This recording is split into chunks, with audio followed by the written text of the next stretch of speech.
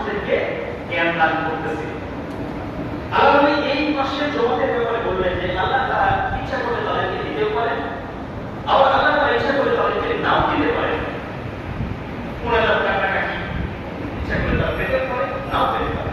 এই মাসে যারা দিন শেখাচ্ছে, দিন শিখতেছে, এদের ব্যাপারে আল্লাহ তাআলা বললেন যে আনা বলিস্তু মুআল্লিমা, এই কথা বলে রাসূলুল্লাহ সাল্লাল্লাহু আলাইহি ওয়াসাল্লাম ফাজালাসা ফিহি, এবং ঘোষণা করলেন যে যারা দিন শিখতেছে, শেখাচ্ছে, ওই জমাতের থেকে দিন শেখানো শিক্ষক ছাত্র, এই জমাতটা শ্রেষ্ঠ সেরা। আল্লাহ তাআলা নবী দুই জমাতের মধ্য থেকে এই শিক্ষক শিক্ষা দীক্ষা পড়ানোর জমাতের মধ্যে প্রিয় নবী সাল্লাল্লাহু আলাইহি ওয়াসাল্লামকে বসে পড়লেন। সুবহানাল্লাহ, উভয় শ্রেষ্ঠ, কিন্তু আল্লাহ তাআলা নবী বসেন আপনাদের সাথে, আল্লাহ তাআলা নবী বসেন আপনাদের সাথে, আপনারা দিন শেখাচ্ছেন এবং আপনারা যেটা শেখাচ্ছেন এটা এক মহান শিক্ষা, এটাই প্রকৃত কোরআন, আপনারা এটাই শেখাচ্ছেন।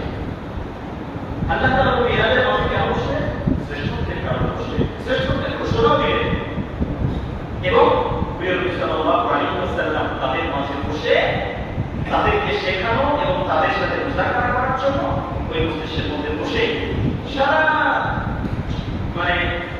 উম্মাহের জন্য